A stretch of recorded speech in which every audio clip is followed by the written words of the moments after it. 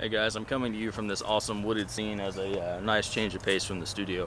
I'm trying to make this video quick because I am out in the environment here, so we're going to have lots of awesome noises, including this super cool bird right over here.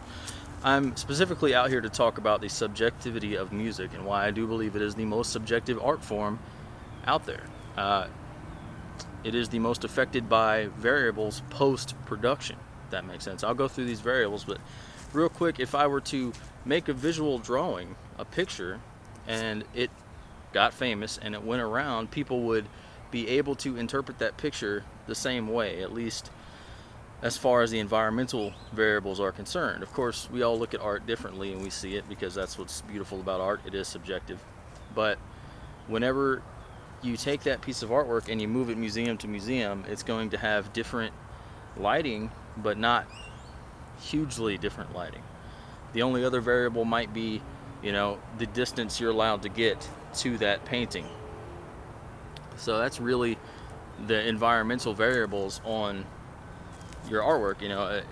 Maybe age is going to play a factor as well, paint cracking and things like that, but you know what I'm talking about.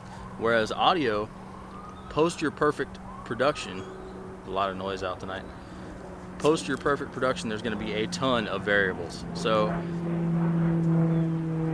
I'm just going to let this plane go.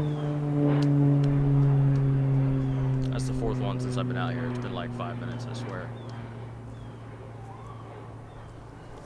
And here in the woods, I thought I could escape the sounds of society.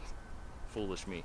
So anyway, the first variable, let's say you get your mix absolutely perfect. You get it mastered. It's completely clean. It's where you want it to be. It sounds great. You upload it to the internet. Well, sample rates, bit depth, and then of course digital compression all play a huge role in how people get to hear your sound. So it could be more punchy, it could be less punchy. If it's done in MP3 format, you take the range of human hearing, that 30 hertz to 30,000 hertz, and then you cut off everything above that, cut off everything below that. You're left with the MP3. It does that to save file space. And so you have this file that is missing bits that you may not be able to actually hear, but you can interpret. So you lose the warmth in the music and sometimes even clarity, and you get this more telephone mid-range sounding mix. People don't like to think that about MP3s, and they have come a long way, but it does happen. So whenever audio is uploaded or recorded to any digital device, it's sampled. That's why we have a sample rate. Whereas an analog device, you get this beautiful wave coming, and I know it's just my forearm, but you get the picture. You get the audio wave, right? The sample rate, it chops that up. It takes samples of the wave, so you're left with a chopped representation. I think that's what people mean when they think the coldness of digital versus analog. Digital outweighs analog in many other ways, especially ease of use, but there is going to be that sound difference. So that's first thing. You get your mix perfect, it gets uploaded, it may be changed a little bit. But let's say it doesn't. Let's say, okay, you have your perfect mix, it's uploaded at the perfect depth, it's rendered back on playback and streamed perfectly the way you meant it to be done. Then you get to the person's machine listening to it. Okay? It may be an older computer, it may be they have Windows Media Player or something, and it's a little bit extra poppy because the files aren't being read right. The digital domain just completely adds a ton of variables into what you think is just your simple recording getting put out there. But let's say none of that happens. Their machine's playing it back perfectly. It's got to come out of some speakers. Sound source. Usually 2 speakers or some headphones, what have you. Speakers are one of the biggest variables of sound, because not only are the speakers you mix on going to completely affect how other people hear it on their speakers, but even if you mix it on 10 different types of speakers and you optimize it for each one, there's an infinite number of different speakers out there. So you're not going to be able to hit them all. So I make this big mix, this fat rock mix, and then somebody listens to it on their little iPhone 2 or something, and it just sounds like crap. Or they put it in some cheap earbuds and it sounds like crap. Or they put it in some huge Beats by Dre full coverage earphones and it sounds super muddy because all your bass that you couldn't hear exactly right on your speakers is being boosted by those headphones because it's what they're designed to do. It really is crazy. So speakers are going to play a big role. I always listen to something in my van, my woman's car.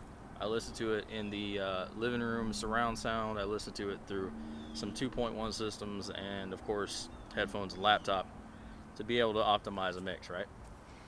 But you can't change the fact that after your mix is done, people are going to listen to it on whatever the heck speakers they want to. We just do the best we can. Okay, we do the best we can to optimize that. So okay, let's say they got the perfect speakers similar to what you had. You got the perfect mix is done, it's uploaded right, it's rendered back right, going through the perfect machine, and now it's coming through their speakers. The room plays a huge role, the room they're sitting in. Okay, so this room they're in, it's a perfect square box.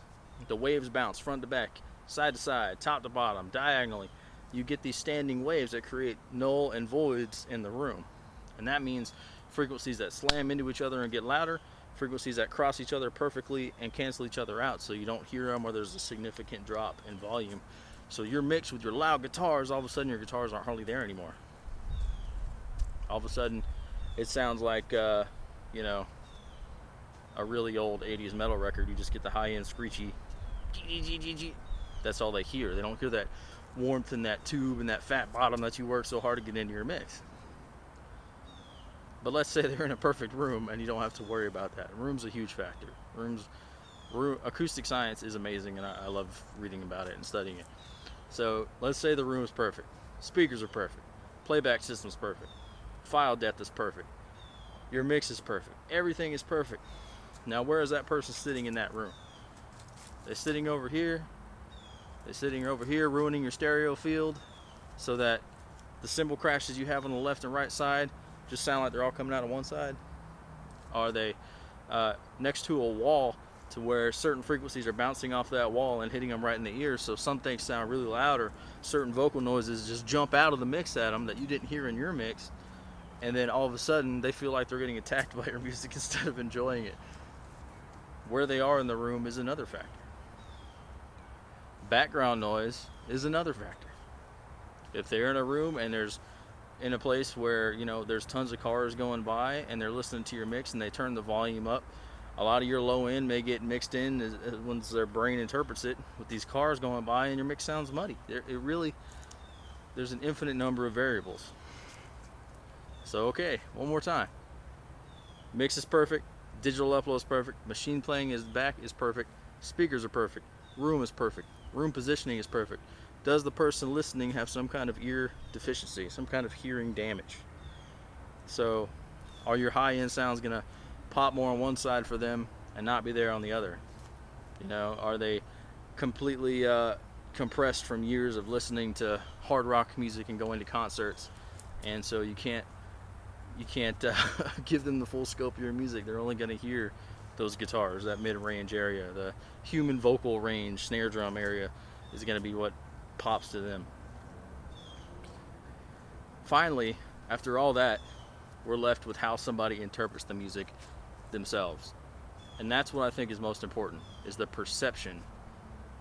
Because what sound and art, both visual art, can do, they can take perception and turn it into emotion. So after all these crazy variables, someone's going to listen to the content of your music. They're going to listen to your words, if you have them, if it's not instrumental. They're going to listen. They're going to feel the way it conveys a message to them. That's what's most important. So you can't stress out when you're a musician or producer in making all these variables and trying to get them perfect in your mix, because it won't happen. You listen to some vintage records that sound like crap on certain systems. You listen to some really crappy records that can sound amazing on certain systems. It really is insane. But what we can do as musicians is focus on our talent, our skill, and our execution of how we play these songs and what we put in them and put out there to the public. That really is what's most important to me. You take that feeling of a song, that groove, that message, and you take some. So I'm running low on time, I know that, because my car just died. So I hope I know I'm rambling too much, but I just wanted to let you guys kind of into my brain, my midnight ramblings of what sound means to me and how it affects people, and how I really do believe it is the most subjective art form out there. But there's hope, because it's less about does your mix sound good on every single system there is, and more about, does this convey that emotion that I want somebody to feel? That's where music is awesome, and why I think creativity in itself should really be just championed. I think it needs to be back in our curriculums. I think people really need to get on board with making our kids creative again. Because if humankind had been logic prone just completely from the beginning, we'd still be in the Stone Age, because it takes a dreamer to create something that's never been before. So keep dreaming, keep making music, don't ever stop. Don't ever stop being creative. Make sure your kids are creative, and the world will eventually be a better place. We don't all have to share the same ideals to all enjoy some good music. Thanks.